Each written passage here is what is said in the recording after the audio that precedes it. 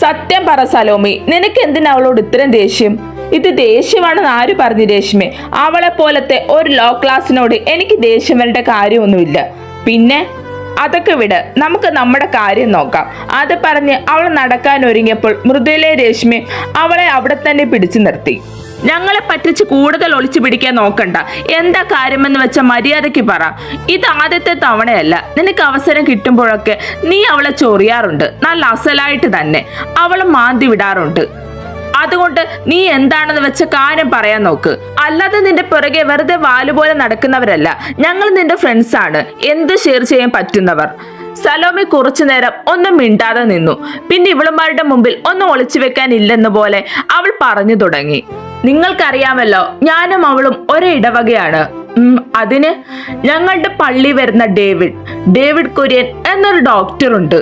Doctor എന്ന് പറഞ്ഞാൽ young, handsome, stylish, ആര് കണ്ടാലും ഒന്ന് നോക്കിപ്പോവും. ഞാൻ അയാളോട് എന്റെ ഇഷ്ടം പറയാൻ ചെയ്തപ്പോൾ അങ്ങേർക്ക് ഇഷ്ടം അവളോടാണെന്ന്. അതോടെ എനിക്ക് അവളോട് എന്തെന്നില്ലാത്ത ദേഷ്യവും വാശിയുമായി. അവളെക്കാളും എന്റെ കാര്യത്തിനാണ് എനിക്ക് കുറവുള്ളത്. അത് മാത്രമല്ല, അവളെ കമ്പയർ ചെയ്ത് നോക്കിക്കഴിഞ്ഞാൽ എനിക്ക് എല്ലാ കാര്യത്തിലും കൂടുതലാണുള്ളത്. ക്യാഷ്, ഫാമിലി ബാക്ക്ഗ്രൗണ്ട്, എന്തിനേറെ അവളെക്കാരുടെ സൗന്ദര്യം പോലും എനിക്കാണ്. എന്നിട്ടും അയാൾക്ക് ഇഷ്ടം അവളോട്. ശരി, ഇങ്ങനെ ഒരു കാര്യത്തിന് മാത്രമല്ലല്ലോ നിനക്ക് അവളോട് ദേഷ്യം. നിന്നെ ഞങ്ങൾക്ക് അറിയാൻ മേലാത്ത ഒന്നുമല്ലല്ലോ സലോമി. ബാക്കി കൂടി ഇങ്ങോട്ട് പോരട്ടെ. അത് കഴിഞ്ഞ് പള്ളിപ്പെരുന്നാളിന് എല്ലാവരുടെ മുന്നിൽ വെച്ച് ഞാൻ അയാളെ പ്രപ്പോസ് ചെയ്തു. അത് മാത്രമല്ല, എന്റെ ഫാമിലിയിലൊക്കെ ഞാൻ ഇയാളെ പറ്റി പറഞ്ഞിരുന്നു. അപ്പനും അമ്മയ്ക്കും എല്ലാവർക്കും സമ്മതവുമാണ്.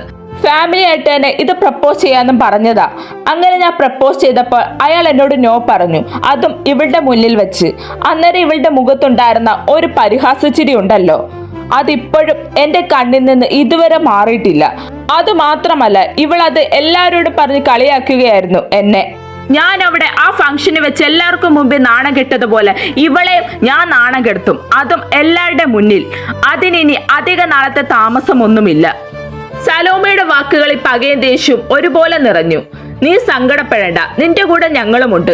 അവൾക്കല്ലെങ്കിലും ഒരെല്ല് കൂടുതലാണ്. കോളേജ് ബ്യൂട്ടി, ഇവിടുത്തെ ആണുങ്ങൾ മുഴുവൻ അവളുടെ പിറകെയാണെന്നാണല്ലോ ഒരു വെപ്പ്. അതിന് മാത്രം അവൾക്ക് എന്തു കോപ്പിരുന്നിട്ടാണെന്നാ എന്റെ സംശയം. എല്ലാത്തിനും ഒരു സമയമുണ്ടാകും. ഈ നിസ്സഹ സാർ അവിടെ ഇല്ലായിരുന്നെങ്കിൽ നമ്മുടെ കംപ്ലൈന്റ് നല്ല ക്ലിയർ ആയിട്ട് പ്രിൻസിപ്പൽ എടുത്തേനെ. അങ്ങേര് വന്നപ്പോൾ അവൾക്ക് ഓപ്പോസിറ്റ് ആയിട്ടാണ് നിൽക്കുന്നത്. പക്ഷെ ഇന്ന് അവൾക്കെതിരെ ഒരു കംപ്ലൈന്റ് കൊണ്ട് ചെന്നിട്ടും അങ്ങേര് അതൊന്നും മൈൻഡ് ചെയ്തിട്ടില്ല.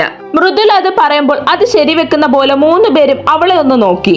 മിക്കവാറും അയാളെ വളച്ചെടുത്ത് കാണും ആ നശിച്ചവൾ. രേഷ്മയായിരുന്നു അത് പറഞ്ഞത്. MLA വിശ്വനാഥന്റെ വീടിന്റെ മുന്നിൽ ഓട്ടോ ഇറങ്ങുമ്പോൾ ഇനി എന്ത് എന്ന ചോദ്യം നിറഞ്ഞു നിന്നു. വിളറി വിയർത്താണ് നിൽക്കുന്നത്. ഇങ്ങോട്ട് തിരിച്ചപ്പോൾ ഉള്ള ധൈര്യമൊന്നും രണ്ടിനും ഇപ്പോൾ ഇല്ല. വാ നടക്ക് നിങ്ങൾ, എന്താ എങ്ങനെ നിൽക്കുന്നത്? രണ്ടിന്റെ നിൽപ്പ് കണ്ട് സഹിയിട്ട് മിലി ചോദിച്ചു പോയി. എനിക്ക് എന്തോ പേടിയാകുന്നു മിലി. ആരെങ്കിലും നമ്മുടെ നിഹാന്റെ ഉമ്മു അത് പറഞ്ഞപ്പോ തന്നെ മിലി അവളുടെ വാ പൊത്തിപ്പിടിച്ചിരുന്നു. എടി പണ്ടാരമ്മേ, കൂടെ നടന്നിട്ട് കൊലക്കി കൊടുക്കാൻ നോക്കുന്നോ? അവളുടെ കുഞ്ഞമ്മയുടെ ഒരു സത്യം പറച്ചിൽ മിണ്ടാതെ വായും അടച്ച് വരാൻ നോക്കിക്കോ. രണ്ടിന്റെ വാ ഞാൻ പറയാതെ തുറന്നു പോകരുതിനി. പിന്നെ ഇനി വാ തുറന്ന് എന്തെങ്കിലും വിളിച്ചു കൂവിയ രണ്ടിനെ ഞാൻ കൊല്ലും. ഒന്നാമത് മൊത്തം പ്രശ്നമാണ്. അതിന്റെ കൂടെ നീയൊക്കെ ഇങ്ങനെ വിവരക്കേടും വിളിച്ചു പറഞ്ഞ് പുതിയ പ്രശ്നം വരുത്തരുത്, ദൈവത്തെ ഓർത്ത്. അനഘയും അത് ശരിവെച്ചതുപോലെ തലയാട്ടി കാണിച്ചു. എങ്കിൽ വാ രണ്ടും എന്ന് പറഞ്ഞുകൊണ്ട് രണ്ടിന്റെ കൈ പിടിച്ച് അവൾ അകത്തേക്ക് നടന്നു. മിലി തന്നെയാണ് ബെല്ലമർത്തിയതും. അതേ നിമിഷം തന്നെ അവർക്ക് മുമ്പിൽ ആ വലിയ വാതിൽ തുറക്കുകയും ചെയ്തു. വാതിലിന്റെ മുമ്പിൽ തന്നെ നിൽക്കുന്ന ഒത്ത പൊക്കവും വണ്ണമുള്ള ആ ചെറുപ്പക്കാരനെ 3 പിടക്കോഴികളും വായും തുറന്ന് ഒന്ന് നോക്കി നിന്നു. അവന്റെ ബ്രൗൺ മുടിയും കാപ്പി കണ്ണുകളും അത്യാവശ്യം ഫിറ്റായ ബോഡിയും 3 പിടക്കോഴികളെ നല്ല രീതിയിൽ തന്നെ വായി നോക്കാൻ പ്രോത്സാഹിപ്പിച്ചു. ആരാ, എന്താ വേണ്ടത്? അവന്റെ ഗൗരവവും ഗാംഭീര്യവും നിറഞ്ഞ ശബ്ദമാണ് മിലാനെ കൂട്ടുകാരെയും സ്വബോധത്തിലേക്ക് കൊണ്ടുവന്നത്. യദുചേട്ടനല്ലേ, മേധയുടെ ഏട്ടൻ? ഞങ്ങൾ അവരുടെ ഫ്രണ്ട്സ് ആണ്. ആരെയതോ അവിടെ? അകത്ത് നിന്ന് മഹാലക്ഷ്മിയുടെ ശബ്ദം. പിന്നെ ഒന്നും നോക്കിയില്ല. മിലാന തന്റെ അഭിനയം അങ്ങ് പുറത്തേക്കെടുത്തു. ആന്റി, ഞാനാണ് മിലി എന്ന് പറഞ്ഞുകൊണ്ട് അവനെ തള്ളി മാറ്റി അവൾ അകത്തേക്ക് കയറി.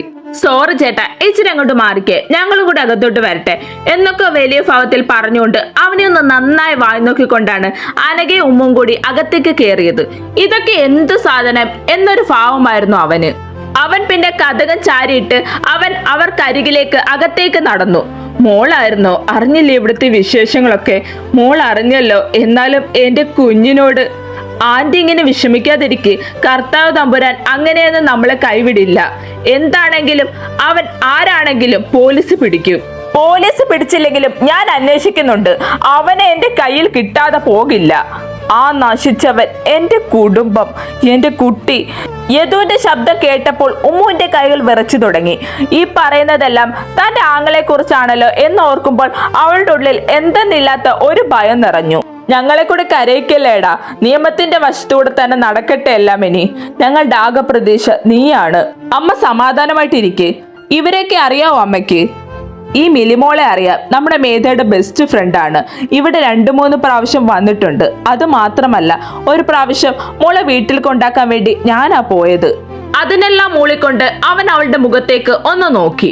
ആന്റി, ഇതെന്റെ ഫ്രണ്ട്സ്. ഇത് അനഘ, ഇത് ഫാത്തിമ. അവൾ മനഃപൂർവ്വം തന്നെ ഉമ്മുക്കുലുസു എന്നുള്ള പേര് അങ്ങ് ഹൈഡ് ചെയ്തു. എന്നാൽ നിങ്ങൾ ഇരിക്കെ. അമ്മേ, ഞാനൊന്ന് പുറത്തു പോയിട്ട് വരാം. അത് പറഞ്ഞുകൊണ്ട് അവൻ ഫോണും കാറിന്റെ കീയും എടുത്ത് പുറത്തേക്ക് ഇറങ്ങി. ജാടത്തണ്ടി, നമ്മളൊന്ന് മൈൻഡ് ചെയ്യാൻ പോലും അങ്ങേർക്ക് വയ്യ. വലിയ ഡോക്ടറാണെന്ന വിചാരം. അവൻ പോകുന്നത് നോക്കി വെള്ളം ഇറക്കിക്കൊണ്ട് അനഘ മനസ്സിൽ പറഞ്ഞു. അപ്പോൾ തന്നെ വലത് കൈയിൽ ഒരു പിച്ച് കിട്ടിയിരുന്നു. അവൾ നോക്കുമ്പോൾ തന്നെ കൂർപ്പിച്ചു നോക്കുന്ന മിലിയാണ് കാണുന്നത്. അനഘ പിന്നെ ഒരു ചമ്മിയ ചിരി അങ്ങ് പാസാക്കി. ആന്റി, ഞങ്ങൾക്കൊന്ന് മേധയെ കാണുന്ന കാര്യമല്ലേ നിങ്ങൾ പറഞ്ഞു വരുന്നത്? അവൾ ഇപ്പോഴൊന്നും നമുക്ക് കാണാൻ കഴിയില്ല. ICUവിൽ നിന്നിറക്കി ഒബ്സർവേഷനിലേക്ക് എടുത്തിരിക്കുന്നതാ. പക്ഷെ അവളുടെ അച്ഛനും ഏട്ടലും കണ്ടല്ലോ. ഒരാളെ അങ്ങോട്ട് അടുപ്പിക്കില്ല പിള്ളാരെ. അതല്ല ആന്റി, ഞാൻ പറയുന്നത് കൊണ്ട് ഒന്നും തോന്നരുത്. എൻ്റെ കെമിസ്ട്രി റെക്കോർഡ് അത് മേധയുടെ കയ്യിലാ. നാളെയാണ് പ്രാക്ടിക്കൽ വൈവേ നടക്കുന്നത്. ആ റെക്കോർഡ് ഇല്ലാതെ മോൾക്ക് മേധയുടെ മുകളിലത്തെ റൂം അറിയാലോ. അവിടെ കയറി അതെടുത്തോളൂ. എനിക്കിപ്പോൾ ആ മുറിയിലേക്കൊന്നും കയറാൻ പറ്റിയ ഒരു മാനസികാവസ്ഥയല്ല മോളെ. അതൊക്കെ കാണുമ്പോൾ എൻ്റെ നെഞ്ച് പിടയുകയാ. എൻ്റെ മോള്. ആന്റി കരയാതെ, എല്ലാം ശരിയാകും. ദൈവം ആന്റിയുടെ കണ്ണുനീർ കാണാതിരിക്കുമോ? അത് മാത്രമല്ല, അവൾ ആർക്കും ഒരു ദോഷം ചെയ്യുന്ന കൂട്ടത്തിലല്ല. ഒരു പാവം. അവൾ ഇതിൽ കൂടുതലൊന്നും പരീക്ഷിക്കാൻ ദൈവം നോക്കില്ല. അനഘ ഉമ്മുക്കുലുസും അവിടുന്ന് മഹാലക്ഷ്മിയോട് സംസാരിച്ചു. അതേസമയം തന്നെ മിലി മേധയുടെ മുറിയിലേക്ക് കയറി പോയിരുന്നു. നിഹാൻ, എനിക്കൊരു സംശയം.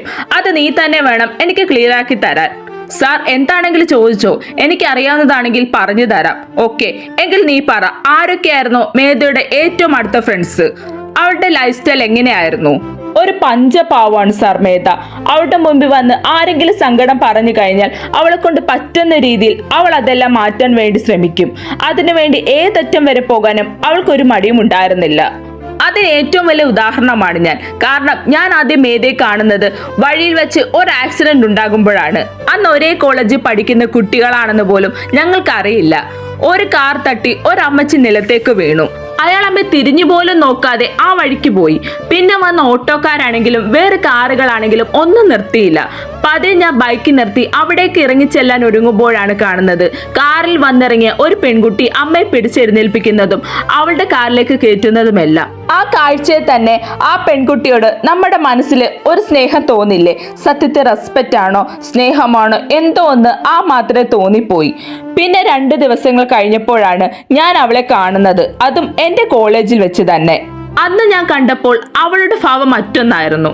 ഇവിടെ ഫസ്റ്റ് ഇയർ സ്റ്റുഡൻസിന് വേണ്ടിയുള്ള വെൽക്കം പ്രോഗ്രാമിന് അവളുടെ ഒരു ലളിതഗാനം ഉണ്ടായിരുന്നു. എൻ്റെ പൊന്ന് സാറേ, അവളുടെ ശബ്ദം അങ്ങനെ കേട്ടാൽ നമ്മൾ അറിയാതെ അവിടെ ഇരുന്നു പോകും. അത്രയ്ക്ക് നമ്മുടെ മനസ്സിലേക്ക് ഇറങ്ങിച്ചെല്ലാൻ പറ്റുന്ന തരത്തിലുള്ള ഒരു ശബ്ദം. മ്യൂസിക്, ഡാൻസ്, ഡ്രോയിങ്, അങ്ങനെ അവൾ കൈവെക്കാത്ത ഒരു മേഖലകളുമില്ല. എല്ലാത്തിനും വല്ലാത്തൊരു കഴിവും ക്രേസുമായിരുന്നു അവൾക്ക്. പിന്നെ ഫ്രണ്ട്സ്, അത് വളരെ ചുരുക്കമാണ്. എല്ലാവരോടും അങ്ങോട്ട് ഇടിച്ചു കയറി സംസാരിക്കാനൊന്നും അവൾക്കറിയില്ല. പമ്മി നിൽക്കും. നമ്മൾ അങ്ങോട്ട് കയറി സംസാരിച്ചു തുടങ്ങിയാൽ പിന്നെ ആള് നോൺ സ്റ്റോപ്പ് ആണ്. ഒരു റെയർ പീസ് ആണെന്ന് വേണമെങ്കിൽ പറയാം. വാക്കുകൾ കൊണ്ട് അമ്മാനമാടുന്ന MLA വിശ്വനാഥ് സാറിന് ഇങ്ങനൊരു മോള്, അതൊരു അത്ഭുതമാണ്. പക്ഷെ അവളുടെ അമ്മയുടെ കഴിവുകളെല്ലാം അവൾക്കുണ്ട്. ഡാൻസ്, പാട്ട്, അങ്ങനെ. കോളേജിനകത്തും പുറത്തും അധികം ഫ്രണ്ട്സ് ഒന്നും ഇല്ലാത്ത ഇവൾക്ക് എങ്ങനെ ഡ്രഗ്സ് കിട്ടുന്നു? അതൊരു ചോദ്യമായി തന്നെ ഇസഹാക്കിന്റെ മനസ്സിൽ നിറഞ്ഞു.